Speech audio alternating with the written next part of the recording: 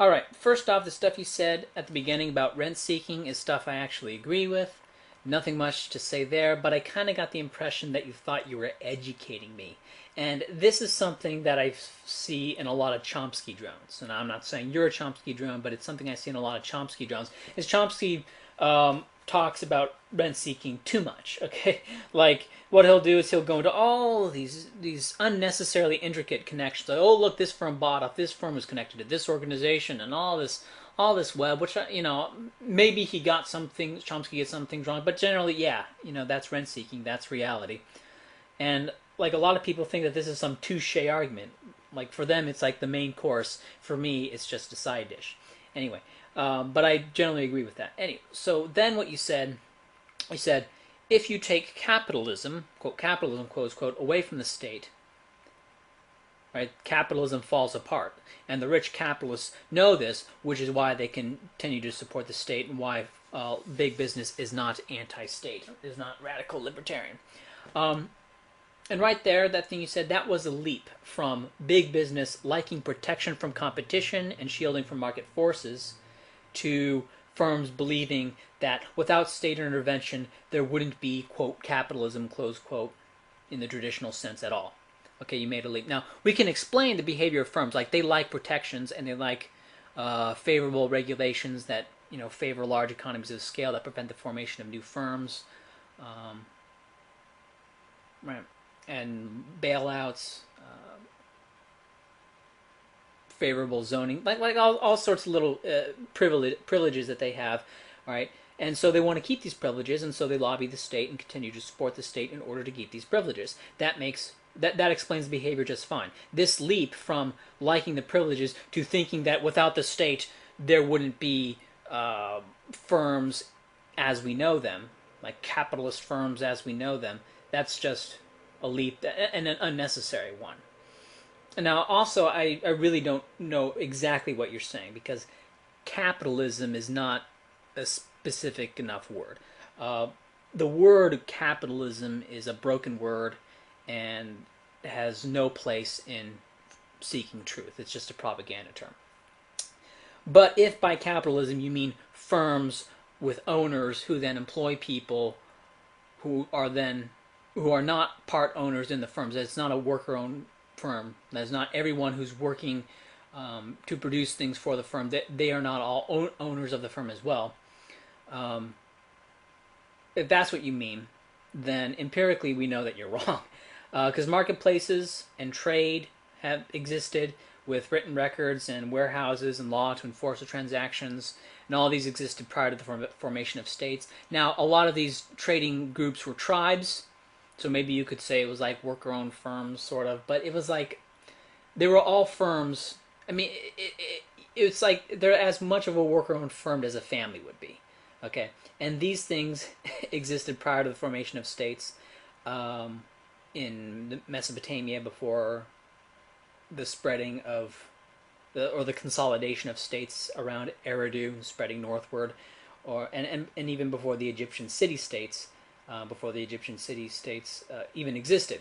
Right? Now, I'm not talking about the city-states being consolidated into the two kingdoms, which were then unified under Narmer. I'm talking about before the city-states even came to be. Also, we know that the law merchant in medieval Europe was a legal system independent of states. Okay, and merchants throughout the Dark Ages were actually opposed by, the landed class, the nobility, the lords. There's lots of stories about knights chopping off the accounting fingers of merchants, but feudal gesture.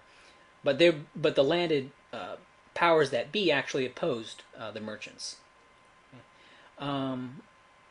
We also have the Mild West, right? The Western U.S. early on in those territories had little to no state enforcement of law. You were going out there was basically no state out there, and yet they formed systems of private property based on homesteaded and delineated water rights and grazing rights, and all this occurred in an environment with a lower per capita homicide rate than in the incorporated states. And we can look at the Industrial Revolution early on. The factory owners, they did not start out as a state-supported venture. Now, maybe you could say the first capitalists were former lords who inherited their wealth, whatever. But the point is that these factories were not, in the strict sense, state supported, but they were actually actively opposed by the states. Landlords would commission propaganda about how bad the working conditions in the factories were, because they didn't want people going into these factories, and they would talk about and they would cook up all these horror stories about how bad factories were, right? And the houses of lords would come up with reports about how bad the factories were. But of course, there's a huge conflict of interest there, right? Because their wealth is tied to land, and if these factories become more powerful and become more wealthy, their time is going to be done, right? And because they knew that industry would be the end of their privilege, and they were right. It was the end of their privilege. Okay, enough of that. Moreover, today there are lots of worker-owned firms in the U.S. and Europe, and these firms are not typically suppressed by the state. And the state does not oppress or oppose worker-owned firms or employee-owned firms. I think that's a better term, employee-owned firms, because everyone's a worker. Capitalists work. In fact, they may work more hours than the typical person. But yeah, employee-owned firms exist all over the place. They're not typically oppressed by the U.S. And so people can form these communal firms. It's just that the hierarchical firms tend to gain greater market share. So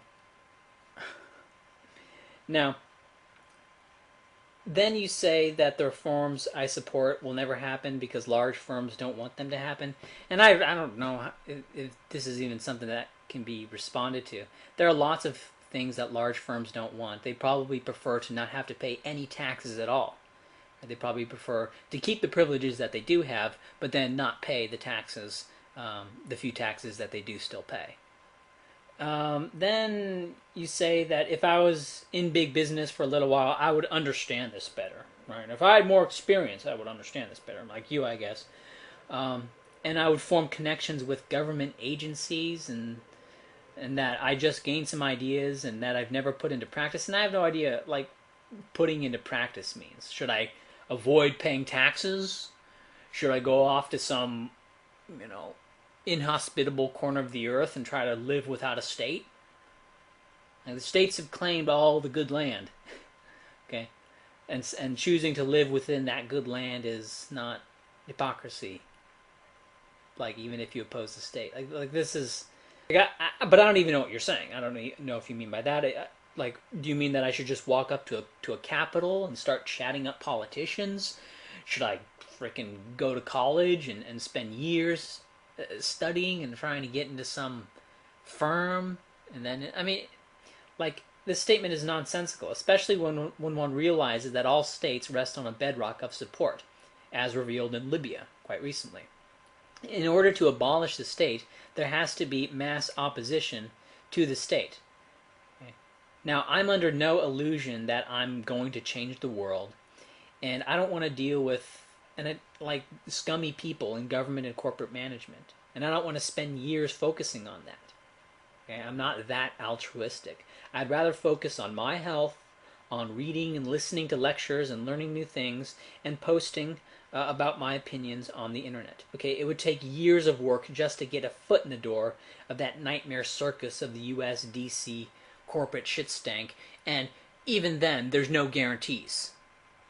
Okay, it's a dumb strategy. It makes no sense for what it is I want to do. So keep your opinions about how I should live my life to yourself. As for Muslims, look, I would say the same thing if the communist population was growing as fast. Muslims may be nice guys, sure.